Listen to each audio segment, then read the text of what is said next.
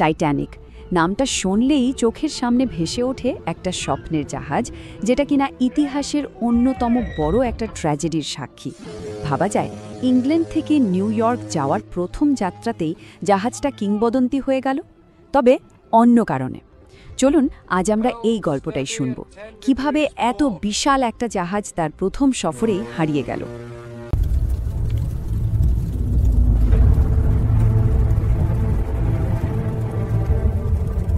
জাহাজটা নির্মাতারা তো এটা নিয়ে সাংঘাতিক আত্মবিশ্বাসী ছিলেন, এতটাই যে হোয়াইট স্টার লাইনের ভাইস প্রেসিডেন্ট বলেই দিয়েছিলেন এই জাহাজ ডোবানো অসম্ভব। আর এই বিশ্বাস থেকেই কিন্তু টাইটানিকের নাম হয়ে গিয়েছিল আনসিঙ্কেবল বা অজেয়। কিন্তু দেখুন, বাস্তবতাটা ছিল একেবারে উল্টো। যে জাহাজ নিয়ে এত গর্ব, এত অহংকার, সেটাই তার প্রথম যাত্রাতেই ডুবে গেল। এই যে একটা চরম বৈপরীত্য, এটাই কিন্তু আমাদের আজকের আলোচনার মূল প্রশ্ন, যে কিভাবে এটা সম্ভব হলো। তো চলুন আগে বুঝি টাইটানিককে কেন সবাই অজেয় ভাবত। মানে কি ছিল এমন? আসলে এর চোখ ধাঁধানো বিলাসবহুল ডিজাইন থেকে শুরু করে সেই সময়ের সবচেয়ে আধুনিক সেফটি ফিচার্স সবকিছুই ছিল বলতে গেলে অবিশ্বাস্য।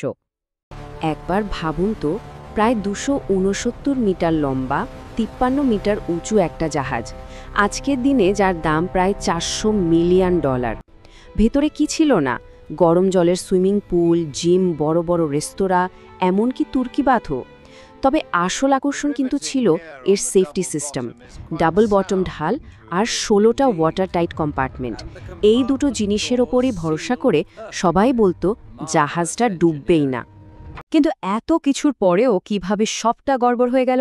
এখন আমরা দেখব কিভাবে একের পর এক মারাত্মক ভুল আর অবহেলা করা কিছু সতর্ক বার্তা ওই বিশাল জাহাজটার ভাগ্য লিখে দিয়েছিল। দেখুন, 10ই এপ্রিল জাহাজটা সাউথহ্যাম্পটন থেকে ছাড়ল। 12 তারিখেই প্রথম বরফের সতর্কতা এলো। জাহাজের গতিপথ একটু বদলানো হলো ঠিকই, কিন্তু স্পিড কমানো হলো না। এরপর 14 তারিখ মানে দুর্ঘটনার দিন আরও 7টা ওয়ার্নিং এলো, কিন্তু সবকটাকেই উপেক্ষা করা হলো। আর সেই রাতে ঘটল অঘটন। রাতটা ছিল অমাবস্যার, চারদিক ঘুটঘুটে অন্ধকার। ঠিক রাত 11:40 একটা বিশাল আইসবার্গের সাথে ধাক্কা খেল টাইটানিক। আর সেই মুহূর্তে জাহাজটায় ছিল প্রায় 2200 জন মানুষ।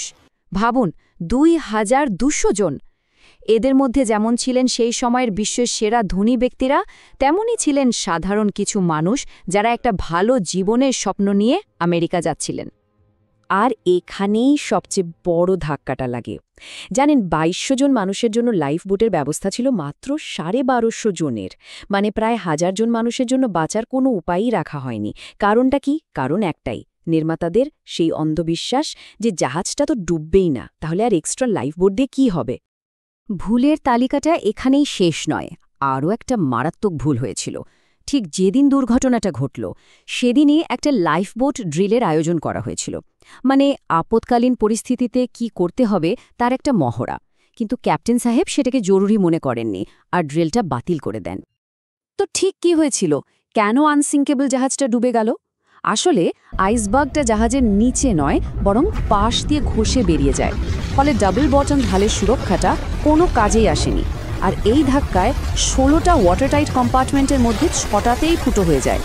ডিজাইন অনুযায়ী জাহাজটা কিন্তু 4টে কম্পার্টমেন্টে জল ঢুকলেও ভেসে থাকতে পারত, কিন্তু 6টা কম্পার্টমেন্টে জল ঢোকাটা ওর ক্ষমতার বাইরে ছিল। টাইটানিক যখন একটু একটু করে ডুবছে আর সাহায্যের জন্য বিপদ সংকেত পাঠাচ্ছে, তখন কিন্তু খুব কাছেই আরও একটা জাহাজ ছিল। আর এই ঘটনাটাই এই ট্র্যাজেডির সবচেয়ে বিতর্কিত অধ্যায়, যা অনেকগুলো প্রশ্ন তুলে দেয়। প্রশ্নটা খুব সহজ, টাইটানিকের যাত্রীদের কি বাঁচানো যেত না? ভাবুন তো একবার, যদি কাছের ওই জাহাজটা ঠিক সময়ে সাড়া দিত, তাহলে হয়তো আজ ইতিহাসটা সম্পূর্ণ অন্যরকম হতো। এই ছবিটা দেখলে ব্যাপারটা আরও পরিষ্কার হবে।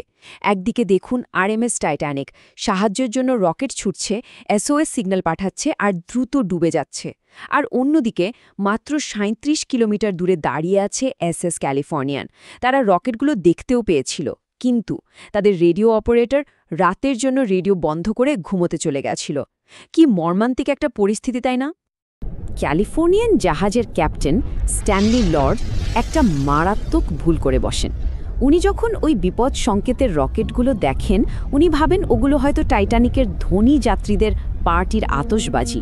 জাস্ট ভাবুন, এই একটা ভুল ধারণার জন্য শত শত মানুষের জীবন বাঁচানোর সুযোগটা চিরতরে হারিয়ে গেল। এই যে এত বড় একটা বিপর্যয়, যেটা হয়তো আটকানো যেত, এটাই কিন্তু সারা বিশ্বে সমুদ্রে জাহাজ চলাচলের নিয়মকানুনে একটা বিপ্লব এনে দিয়েছিল। আর সেই বিপ্লবেরই ফল হল সোল্যাস, অর্থাৎ safety of life at sea. 1914 সালে এই আন্তর্জাতিক চুক্তিটা সই করা হয়, যেখানে জাহাজ চলাচলের জন্য কিছু ন্যূনতম সুরক্ষার নিয়ম বেঁধে দেওয়া হয়।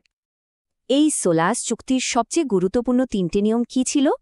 প্রথমত, জাহাজে যতজন মানুষ থাকবে ঠিক ততজনের জন্যই লাইফবোট রাখা বাধ্যতামূলক। দ্বিতীয়ত, সব প্যাসেঞ্জার জাহাজে 24 ঘন্টার রেডিও চালু রাখতে হবে।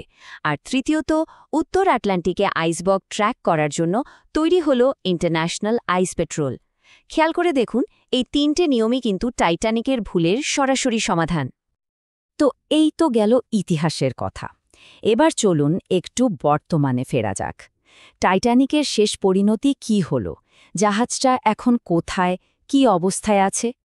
ডুবে যাওয়ার অনেকগুলো বছর পর, ঠিক করে বললে 1985 সালে, আটলান্টিকের প্রায় 3.8 কিলোমিটার গভীরে টাইটানিকের ধ্বংসাবশেষ খুঁজে পাওয়া যায়। এতদিন পরেও কিন্তু জানেন, এই বিশাল ধ্বংসাবশেষও চিরকাল থাকবে না। এক ধরনের সামুদ্রিক ব্যাকটেরিয়া ধীরে ধীরে জাহাজটার ধাতব অংশগুলো খেয়ে ফেলছে। বিজ্ঞানীরা মনে করছেন 2030 সালের মধ্যেই হয়তো টাইটানিক পুরোপুরি বিলীন হয়ে যাবে। সবশেষে একটা প্রশ্ন মনে আসে, তাই না? ইতিহাসের এই বড় বড় বিপর্যয়গুলো কি সত্যিই আমাদের ভবিষ্যতের জন্য সবচেয়ে জরুরি শিক্ষাগুলো দিয়ে যায়? টাইটানিকের গল্পটা তো শুধু একটা জাহাজডুবির ঘটনা নয়, এটা আসলে মানুষের অহংকার, তার করা ভুল, আর সেই ভুল থেকে শিক্ষা নেওয়ার এক অনন্ত কাহিনী। ভবিষ্যতে এই ধরনের আরও ঐতিহাসিক ও শিক্ষামূলক ভিডিও মিস করতে না চাইলে এখনই ভিডিওটি লাইক করুন এবং সাবস্ক্রাইব করে বেল আইকনটি বাজিয়ে দিন। পাশে থাকার জন্য অসংখ্য ধন্যবাদ।